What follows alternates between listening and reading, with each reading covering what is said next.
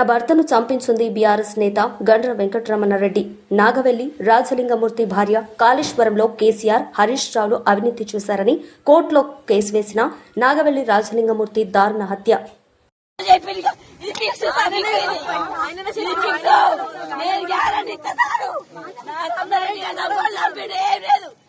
రమణారెడ్డి గారు రమ్మోడి చంపారు.